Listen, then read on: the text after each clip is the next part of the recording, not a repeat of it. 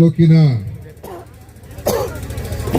2 ಕಾರ್ಯಕ್ರಮಗಳ ಶಂಕುಸ್ಥಾಪನೆ ಸಮಾರಂಭದ ಅಧ್ಯಕ್ಷತೆ ವಹಿಸಿರುವ ಇಲ್ಲಿಯ ಜನಪ್ರಿಯ ಶಾಸಕರು ಹಾಗೂ ಆತ್ಮೀಯರಾದಂಥ ಸ್ವಲ್ಪ ಸುಮ್ಮನೆ ಇರಿ ಒಂದು 2 ನಿಮಿಷ ಸಮೃದ್ಧಿ ಮಂಜುನಾಥ್ ಅವರೇ ಹಾಗೂ ಇಲ್ಲಿಯ ನಮ್ಮ DC ಅವರಾದಂಥ ಅಕ್ರಮ್ ಪಾಷಾ ಅವರೇ ನಮ್ಮ DHO ಆದಂಥ ಡಾಕ್ಟರ್ ಶ್ರೀನಿವಾಸ್ ಅವರೇ ಹಾಗೂ ವೇದಿಕೆ ಮೇಲೆ ಆಸೀನರಾದಂಥ ಇನ್ನಿತರ ಎಲ್ಲ ಹಿರಿಯ ಎಲ್ಲ ಅಧಿಕಾರಿಗಳೇ, ನಮ್ಮ ಚೀಫ್ ಇಂಜಿನಿಯರ್ ಕೂಡ ಬಂದಿದ್ದಾರೆ, ಮುಖಂಡ ನಾಯಕ್ ಅವರು ಹಾಗೂ ಇತರ ಎಲ್ಲ ನಮ್ಮ ಅಧಿಕಾರಿಗಳೇ ಹಾಗೂ ಎಲ್ಲ ಜನಪ್ರತಿನಿಧಿಗಳೇ ಮತ್ತು ಬಂದಿರತಕ್ಕಂಥ ಎಲ್ಲ ನಮ್ಮ ಆರೋಗ್ಯ ಇಲಾಖೆಯ ಇತರ ಎಲ್ಲ ಸಿಬ್ಬಂದಿಯವರೇ ಮತ್ತು ಮಾಧ್ಯಮದ ಸ್ನೇಹಿತರೆ, ಇವತ್ತು ಮುಳಬಾಗಿಲ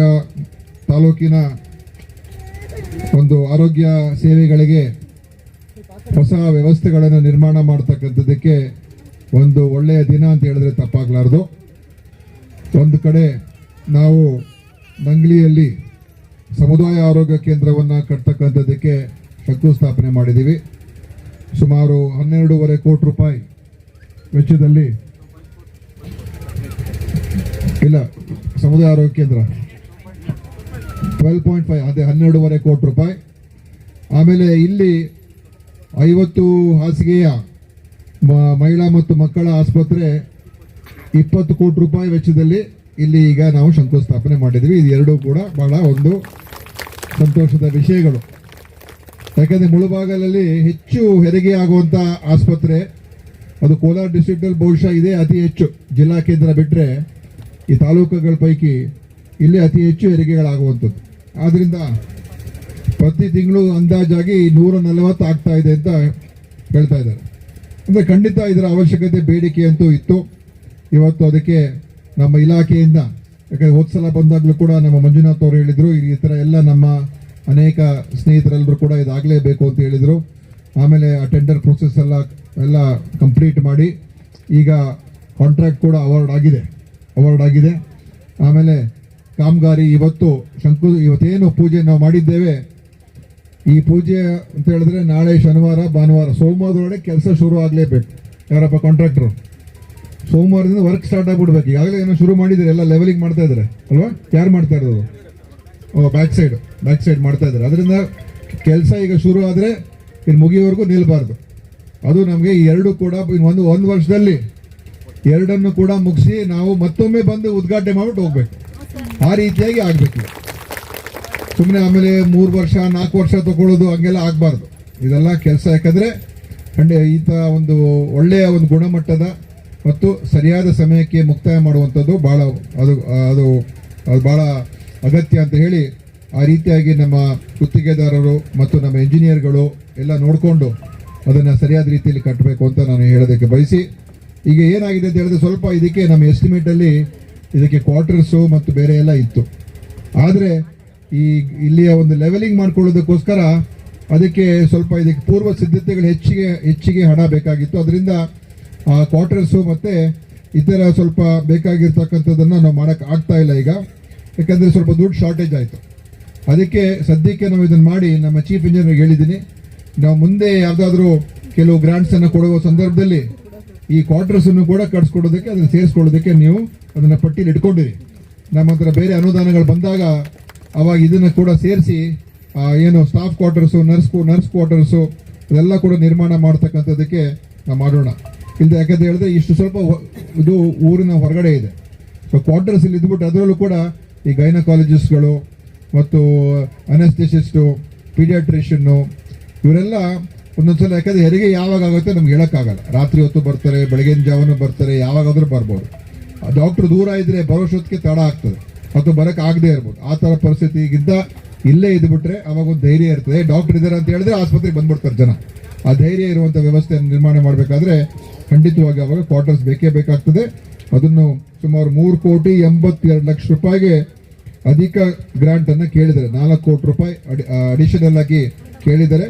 ಖಂಡಿತವಾಗಿಯೂ ಇದನ್ನು ನಾವು ಸೇರಿಸ್ಕೊಂಡು ಮುಂದಿನ ದಿವಸಗಳಲ್ಲಿ ಸೇರಿಸ್ಕೊಡ್ತೀವಿ ಅಂತ ನಮ್ಮ ಮಂಜುನಾಥ್ ಅವರಿಗೆ ಹೇಳೋದಕ್ಕೆ ಬಯಸ್ತಾ ಇದ್ದೀನಿ. ಆಯಿತಾ? ಈಗ ಅವರು ಏನಾಗಿದೆ ಅಂತ ಹೇಳಿದ್ರೆ ಇದು 2 ಕೊಟ್ಟಿದ್ದಾರೆ, ಈಗ ತಾಲೂಕು ಆಸ್ಪತ್ರೆ ಕೂಡ ಕೊಟ್ಬಿಡಿ ಅಂತ ಅವರು ಹೇಳಿದ್ದಾರೆ. ಯಾಕಂತ ಹೇಳಿದ್ರೆ ಖಂಡಿತ ಅದು ಕೂಡ ನಾನು DHO ಕೇಳ್ತಾ ಇದ್ದೆ, ನಮ್ಮ ಕೋಲಾರ ಜಿಲ್ಲೆಯಲ್ಲಿ ಯಾವ್ಯಾವ ತಾಲೂಕು ಆಸ್ಪತ್ರೆಗಳು ಹೇಗಿದೆಯಪ್ಪ ಎಲ್ಲ ಪರಿಸ್ಥಿತಿ ಅಂತ. ಅವರು ನನಗೆ ಮೊನ್ನೆನೇ ಹೇಳಿದ್ರು, ಈ ಥರ ಮುಳಬಾಗ ತಾಲೂಕು ಆಸ್ಪತ್ರೆ ಭಾಳ ಒಂದು ಶಿಥಿಲ ವ್ಯವಸ್ಥೆಯಲ್ಲಿದೆ ಮತ್ತು ಕಟ್ಟಡಗಳೆಲ್ಲ ಸ್ವಲ್ಪ ಹಳೇದಾಗಿದೆ. ಅದು ಏನಾಗಿದೆ, ಹಿಂದೆ ಹಳೆ ಕಟ್ಟಡದ ಮೇಲೆ ಹೊಸ ಅಡಿಷನ್ ಕಟ್ಟಿಬಿಟ್ಟಿದ್ದಾರೆ.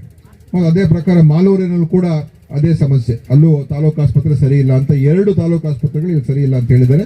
ಅದರಿಂದ ಖಂಡಿತವಾಗಿಯೂ ನಾನು ಈಗಲೇ ಹೇಳೋಕ್ಕಾಗಲ್ಲ, ಆದರೆ ಮುಂದಿನ ದಿವಸದಲ್ಲಿ ಇದೆಲ್ಲ ಕಟ್ಟಡ ಮುಗಿಲಿ. ಯಾಕಂತ ಹೇಳಿದ್ರೆ ನಾವು ಆಸ್ಪತ್ರೆ ಕೆಡವಿ ಏನು ಇಲ್ಲದೆ ಇರೋ ಥರನೂ ಮಾಡೋಕ್ಕಾಗೋದಿಲ್ಲ. ಅದಕ್ಕೆ ಈ ಬಿಲ್ಡಿಂಗ್ ರೆಡಿ ಆದರೆ ಅವಾಗ ಸ್ವಲ್ಪ ಎಲ್ಲ ನಾವು ಇಲ್ಲಿಗೆ ಶಿಫ್ಟ್ ಮಾಡಿಕೊಂಡು ಅವಾಗ ಅಲ್ಲಿ ಕಟ್ಟೋದಕ್ಕೂ ಕೂಡ ಅವಕಾಶ ಸಿಗ್ತದೆ. ಅದರಿಂದ ಖಂಡಿತವಾಗಿಯೂ ಇದನ್ನು ನಾನು ನಮ್ಮ ಗಮನದಲ್ಲಿ ಇಟ್ಕೊಂಡಿರ್ತೀನಿ. ಈ ಎಲ್ಲ ತಾಲೂಕು ಆಸ್ಪತ್ರೆಗಳು ಒಳ್ಳೆ ತಾಲೂಕು ಆಸ್ಪತ್ರೆಗಳು ಇರಬೇಕು ನಮ್ಮ ರಾಜ್ಯದಲ್ಲಿ, ಅದೇ ನಮ್ಮ ಆದ್ಯತೆ. ಹೊಸ ಕಟ್ಟೋದಕ್ಕಿಂತ ಹಳೇದನ್ನೇ ಮೊದಲು ಸರಿ ಮಾಡ್ಕೊಳ್ಳೋಣ. ಸುಮ್ಮನೆ ನಾವು ಹೊಸದೆಲ್ಲ ಬೇರೆ ಬೇರೆ ಕಡೆ ಕಟ್ಟೋಕೆ ಹೋಗೋದು, ಹಳೇದನ್ನು ಅದನ್ನ ಹಾಗೆ ಬಿಟ್ಬಿಡೋದು, ಅದಾಗೋದಕ್ಕಿಂತ ಇರ್ತಕ್ಕಂಥದ್ದನ್ನು ಇನ್ನೂ ಚೆನ್ನಾಗಿ ಮಾಡಿಕೊಂಡ್ರೆ ಅವಾಗ ಅದು ಹೆಚ್ಚು ನಮಗೆ ಪ್ರಯೋಜನ ಆಗ್ತದೆ ಮತ್ತು ವ್ಯರ್ಥ ಅಥವಾ ಅನಾವಶ್ಯಕ ಖರ್ಚಾಗೋದಿಲ್ಲ ಅಂತ ಅಷ್ಟೇ. ಈ 2 ವಿಷಯಗಳನ್ನು ಹೇಳಿ ಇನ್ನೊಂದು ಇವತ್ತು ಭಾಳ ನನಗೆ ಸಂತೋಷ ಏನಂತ ಹೇಳಿದ್ರೆ, ಇಲ್ಲಿ ನಾವು ಈ ಗೃಹ ಆರೋಗ್ಯವನ್ನು ನಾವು ಈಗ ಶುರು ಮಾಡಿದ್ದೇವೆ. ಅದು ಕೋಲಾರ ಜಿಲ್ಲೆಯಲ್ಲೇ ಪ್ರಾರಂಭ ಮಾಡಿದ್ದೀವಿ. ಕೋಲಾರ ಜಿಲ್ಲೆಯಲ್ಲೇ ಪ್ರಾರಂಭ ಮಾಡಿ ನಮ್ಮ ಉದ್ದೇಶ ಏನಂತ ಹೇಳಿದ್ರೆ, ಇಡೀ ಇದು ಜನವರಿ ತಿಂಗಳಿಂದ ಎಲ್ಲ ಜಿಲ್ಲೆಗಳಿಗೂ ಕೂಡ ಪ್ರಾರಂಭ ಆಗ್ತಾ ಇದೆ. ಏನು ಉದ್ದೇಶ ಅಂತ ಹೇಳಿದ್ರೆ, ಪ್ರತಿಯೊಂದು ಮನೆಗೆ ನಮ್ಮ ಸಿಬ್ಬಂದಿಯವರು, ನಮ್ಮ CHOಗಳು, ನಮ್ಮ ಆಶಾ ಕಾರ್ಯಕರ್ತರು ಎಲ್ಲರೂ ಕೂಡ HIOಗಳೆಲ್ಲ ಭೇಟಿ ಕೊಟ್ಟು ಅಲ್ಲಿ ತಪಾಸಣೆ ಮಾಡಿಸಿ, ಯಾರಿಗೆ ಶುಗರ್ ಸಮಸ್ಯೆ ಇದೆ, ಯಾರಿಗೆ ಬ್ಲಡ್ ಪ್ರೆಷರ್ ಇದೆ ಮತ್ತು ಕೆಲವು ಇನ್ನೂ ಬೇರೆ ಬೇರೆ ವಿಷಯಗಳನ್ನು ಸೇರಿಸಿದ್ದೇವೆ. ಕೆಲವರಿಗೆ ಈ ಸ್ತನ ಕ್ಯಾನ್ಸರ್ ಅಂದರೆ ಬ್ರೆಸ್ಟ್ ಕ್ಯಾನ್ಸರು ಮತ್ತು ಗರ್ಭಕಂಠದ ಕ್ಯಾನ್ಸರು, ಅದನ್ನೆಲ್ಲ ಒಂದು ಓರಲ್ ಆಗಿ ಇನ್ಸ್ಪೆಕ್ಷನ್ ಮಾಡಿಕೊಂಡು ಅದರ ಬಗ್ಗೆ ನಮಗೆ ಮಾಹಿತಿಯನ್ನು ಕೊಡೋದು ಕೂಡ ಅದನ್ನು ಹೇಳಿದ್ದೀವಿ. ಮತ್ತು ಮಾನಸಿಕ ರೋಗಗಳು, ಈಗಿನ ಕಾಲದಲ್ಲಿ ಮಾನಸಿಕ ರೋಗಗಳು ಕೂಡ ಹೆಚ್ಚಿದೆ ಮತ್ತು ಅನೇಕ ಜನರಿಗೆ ಗೊತ್ತೇ ಇರೋದಿಲ್ಲ. ಅದಕ್ಕೆ ಅನೇಕ ಔಷಧಿಗಳು ಕೂಡ ಇದೆ, ಅದನ್ನು ಕೊಟ್ಟರೆ ಸರಿಯಾಗಿರ್ತಾರೆ. ಈಗ ಫಿಟ್ಸ್ ಬರುವಂಥದ್ದು ಇರ್ಬೋದು ಅಥವಾ ಅವ್ರಿಗೊಂದು ರೀತಿ ಒಂದು ಖಿನ್ನತೆಗೆ ಡಿಪ್ರೆಷನ್ಗೆ ಒಳಗಾಗುವಂಥದ್ದು ಇರ್ಬೋದು, ಅಂಥವ್ರಿಗೆ ಔಷಧಿಗಳು ಕೊಟ್ಟರೆ ಅದನ್ನು ಹೊರಗೆ ಬರೋದಕ್ಕೂ ಸಾಧ್ಯ ಆಗ್ತದೆ, ಆ ಖಿನ್ನತೆಯಿಂದ ಹೊರಗೆ ಬರೋದಕ್ಕೆ ಸಾಧ್ಯ ಆಗ್ತದೆ. ಅದನ್ನು ಕೂಡ ಗುರುತಿಸಿ ಅಂತ ಹೇಳಿದ್ದೀವಿ. ಅದರ ಪ್ರಕಾರ ಈಗಾಗಲೇ ಕೋಲಾರ್ನಲ್ಲಿ ಈಗ 1 ತಿಂಗಳಲ್ಲಿ ಸುಮಾರು ಜನರನ್ನು ಐಡೆಂಟಿಫೈ ಮಾಡಿದ್ದಾರೆ. ಮತ್ತು ಈಗ ಇದರಲ್ಲಿ ಏನಂತ ಹೇಳಿದ್ರೆ, ನಾವು ಅವ್ರನ್ನ ಗುರುತಿಸಿದ ನಂತರ ಅವ್ರಿಗೆ BP ಶುಗರ್ ಇದೆ ಅಂತ ಗೊತ್ತಾದ ಮೇಲೆ ಅವ್ರಿಗೆ ಆ ತಿಂಗಳಿಗೆ ಬೇಕಾಗಿರುವಂಥ ಔಷಧಿಗಳನ್ನು ಅವ್ರಿಗೆ ಮುಟ್ಟಿಸುವಂಥ ರೀತಿಯಲ್ಲಿ ಮಾಡ್ತಕ್ಕಂಥ, ಉಚಿತವಾಗಿ ಮನೆಗಳಿಗೆ ಮುಟ್ಟಿಸುವಂಥ ರೀತಿಯಲ್ಲಿ ಮಾಡ್ತಕ್ಕಂಥ ಕಾರ್ಯಕ್ರಮ. ಇದು ದೊಡ್ಡ ಇದು ಸುಲಭವಾದ ಕಾರ್ಯಕ್ರಮ ಅಲ್ಲ.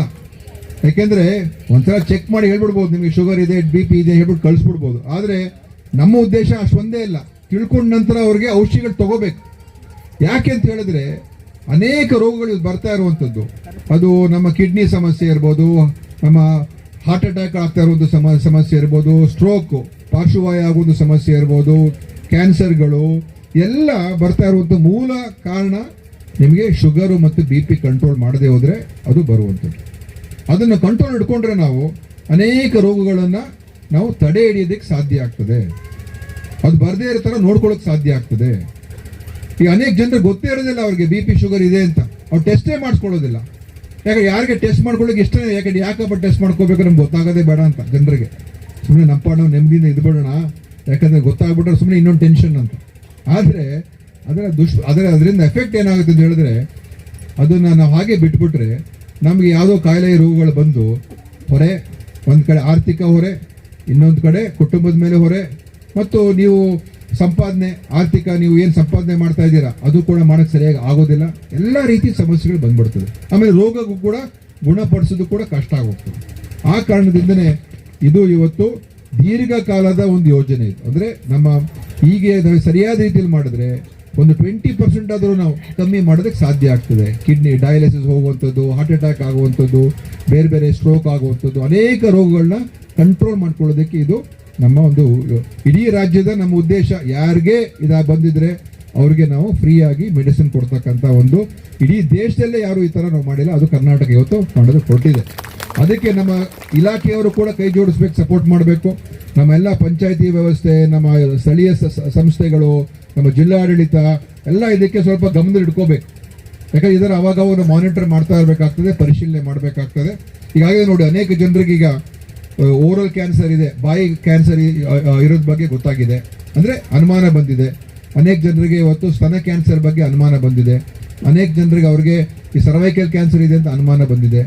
ಸೊ ಅವ್ರನ್ನ ಮತ್ತೆ ಚೆಕಪ್ ಮಾಡಿಸಿ ಉನ್ನತ ಆಸ್ಪತ್ರೆಗೆ ಕಳಿಸಿ ಅಲ್ಲಿ ಚೆಕಪ್ ಮಾಡಿಸಿ ಮೊದಲೇ ಗೊತ್ತಾಗ್ಬಿಟ್ರೆ ಅವ್ರಿಗೆ ಕ್ಯಾನ್ಸರ್ ಇದೆ ಅಂತ ಅವಾಗ ಸುಲಭವಾಗಿ ಟ್ರೀಟ್ ಮಾಡ್ಬೋದು, ನಾವು ಗುಣಪಡಿಸೋಕೆ ಸಾಧ್ಯ ಆಗ್ತದೆ.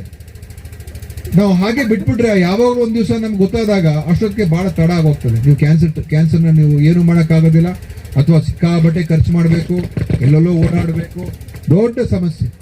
ಅದಕ್ಕೆ ನಮ್ಮ ಎರಡು ಉದ್ದೇಶ, ಒಂದು ಮೊದಲೇ ಏನು ಕಾಯಿಲೆಗಳು ಬರದೇ ಇರೋ ಥರ ನೋಡ್ಕೊಳ್ಳೋದು ಒಂದು, ಎರಡನೇದು ಆದಷ್ಟು ಬೇಗ ಅದನ್ನು ಪತ್ತೆ ಹಚ್ಚಿ ಬೇಗ ಅದನ್ನು ಗುಣಪಡಿಸೋದಕ್ಕೆ. ಎರಡನ್ನು ಮಾಡಿದ್ರೆ ಖಂಡಿತವಾಗಿಯೂ ನಮ್ಮ ಜನರ ಆರೋಗ್ಯವನ್ನು ನೋಡ್ಕೊಳ್ಳೋದಕ್ಕೆ ಸಾಧ್ಯ ಆಗುತ್ತೆ ಅಂತ ಹೇಳಿ ಇವತ್ತು ಈ ಕಾರ್ಯಕ್ರಮ ಕೂಡ ಇಲ್ಲಿ ಚೆನ್ನಾಗಿ ಪ್ರಾರಂಭ ಆಗಿದೆ. ಜನವರಿಯಿಂದ ಇಡೀ ರಾಜ್ಯದಲ್ಲಿ ಪ್ರಾರಂಭ ಆಗುತ್ತದೆ ಮತ್ತು ಅದನ್ನು ನಮ್ಮ ರಾಜ್ಯದ ಜನರ ಆರೋಗ್ಯದ ಒಂದು ಸ್ಥಿತಿಗತಿಯನ್ನು ಸುಧಾರಣೆ ಮಾಡೋದಕ್ಕೆ ಇದೊಂದು ಒಳ್ಳೆಯ ಕ್ರಮ ಅಂತ ಹೇಳಿ ಇವತ್ತು ನಮ್ಮ ಆರೋಗ್ಯ ಇಲಾಖೆಯ ಎಲ್ಲ ಅಧಿಕಾರಿಗಳಿಗೆ ಈ ಕಾರ್ಯಕ್ರಮವನ್ನು ಚೆನ್ನಾಗಿ ಆಯೋಜನೆ ಮಾಡಿಸಿ ಎಲ್ಲ ನಿರ್ವಹಣೆ ಮಾಡಿಸ್ಕೊಟ್ಟಿದ್ದಕ್ಕೆ ಅವ್ರಿಗೂ ನನ್ನ ಅಭಿನಂದನೆ. ಮತ್ತು ನಮ್ಮ MLA ಅವರು, ನಮ್ಮ ಬ್ಲಾಕ್ ಕಾಂಗ್ರೆಸ್ ಅಧ್ಯಕ್ಷರು ಕೂಡ ಬಂದಿದ್ದಾರೆ, ಅವರು ವೇದಿಕೆ ಬಂದಿದ್ದಾರೆ, ಅವರು ಎಲ್ಲ ಜೊತೆಯಲ್ಲೆಲ್ಲ ಇವತ್ತು ನಮ್ಮ ಜೊತೆಲೇ ಇದ್ದಾರೆ. ಸೊ ಎಲ್ಲರೂ ಕೂಡ ಸೇರಿ ಇವತ್ತು ಈ ಕಾರ್ಯಕ್ರಮವನ್ನು ಯಶಸ್ಸಿಗೆ ಅವರೆಲ್ಲರೂ ಕೂಡ ಕಾರಣಕರ್ತರು. ಮತ್ತು ನಮ್ಮ ಮಂಜುನಾಥ್ ಅವರು ಕೂಡ ಭಾಳ ಆಸಕ್ತಿ ತಗೊಂಡು ನನ್ನ ಹತ್ರ ಬಂದು ಭೇಟಿ ಕೊಟ್ಟು ಮಾತನಾಡಿಸಿ ಇದೆಲ್ಲ ಆಗಲೇಬೇಕು, ಬೇಗ ಆಗಬೇಕು, ಉದ್ಘಾಟನೆ ಆಗಬೇಕು, ಪೂಜೆ ಮಾಡಬೇಕು ಅಂತೆಲ್ಲ ಹೇಳಿ ಅವರು ಕೂಡ ಭಾಳ ಆಸಕ್ತಿ ತಗೊಂಡಿದ್ದಾರೆ. ಖಂಡಿತ ಅಭಿವೃದ್ಧಿಯಲ್ಲಿ ಎಲ್ಲೂ ಕೂಡ ತಾರತಮ್ಯ ಇರಬಾರ್ದು ಅಲ್ವಾ. ನಾನು ಕೂಡ ವಿರೋಧ ಪಕ್ಷದಲ್ಲಿ ಅನೇಕ ಬಾರಿ ಶಾಸಕನಾಗಿದ್ದೇನೆ ಮತ್ತು ಈಗ ಆಡಳಿತದಲ್ಲಿ ಇದ್ದೇವೆ. ನಮ್ಮ ಜನ ಎಲ್ಲರೂ ಒಂದೇ ಥರ ನೋಡಬೇಕು. ಚುನಾವಣೆಗೋಸ್ಕರ ರಾಜಕಾರಣ ಇರಬೇಕು. ಸರ್ಕಾರಕ್ಕೆ ಬಂದ ಮೇಲೆ ಜನರಿಗೆ ನಾವು ಬಂದಿರೋದು ಜನರಿಗೋಸ್ಕರ ಅಲ್ವಾ. ಈ ಸರ್ಕಾರ ಇರೋದು ಜನರಿಗೋಸ್ಕರ. ಸರ್ಕಾರಕ್ಕೆ ದುಡ್ಡು ಬರೋದು ಕೂಡ ಜನರಿಂದನೇ. ನಮ್ಮ ಹತ್ರ ಯಾವ ದುಡ್ಡು ಏನೋ ನಾವೇನು ಗೌರ್ಮೆಂಟಲ್ಲಿ ನಾವೇನು ಆಗ್ತಾ ಇಲ್ಲ. ನಾನು ಮಂತ್ರಿ ಅಂತ ಹೇಳ್ಬಿಟ್ಟು ನಾನೇನು ದುಡ್ಡು ಕೊಡ್ತಾ ಇದ್ದೀನಿ ನಮ್ಮ ಇಲಾಖೆಗೆ. ನಮ್ಗೆ ಬರುವಂಥ ದುಡ್ಡು ಯಾರು ದುಡ್ಡು? ಜನ ಸಂಪಾದನೆ ಮಾಡಿ ಅವರಿಂದ ಟ್ಯಾಕ್ಸ್ ಏನು ಕಟ್ತಾರೆ ಆ ಟ್ಯಾಕ್ಸ್ ದುಡ್ಡು ನಮ್ಮ ಸರ್ಕಾರದ ದುಡ್ಡು ಅಷ್ಟೇ ಹೊರತು ನಾವಿಲ್ಲೇನು ದುಡ್ಡೇನು ಹಾಕಿ ನಾವೇನೋ ದೊಡ್ಡ ನಿಮ್ಗೇನು ಸಹಾಯ ಮಾಡ್ತಾ ಇದೀವಿ, ನಮ್ಮ ಜೇಬಿಂದ ಕೊಟ್ಟು ನಿಮ್ಗೆ ಮಾಡ್ತಾ ಇದೀವಿ ಅಂತೇನಲ್ಲ. ಅದಕ್ಕೋಸ್ಕರ ಎಲ್ಲರನ್ನು ಕೂಡ ಒಂದಾಗಿ ನೋಡೋದಕ್ಕೇನೆ ನಾವಿದ್ದೇವೆ. ಅದಕ್ಕೆ ಉದಾಹರಣೆ ಇವತ್ತಿನ ಕಾರ್ಯಕ್ರಮ ಅಂತ ನಾನು ಹೇಳೋದಕ್ಕೆ ಬಯಸ್ತೇನೆ. ನಾವು ಯಾರ ಭೇದ ಭಾವ ಇಲ್ಲ, ಯಾವ ತಾರತಮ್ಯ ಇಲ್ಲ ಅಂತ ಹೇಳ್ತಾ ಇವತ್ತು ಎಲ್ಲರೂ ಕೂಡ ಅದೇ ಒಳ್ಳೇದು ಮಾಡಲಿ ಅಂತ ಹೇಳಿ ನನ್ನ ಮಾತನ್ನು ಮುಗಿಸ್ತೇನೆ. ಜೈ ಹಿಂದ್, ಜೈ ಕರ್ನಾಟಕ.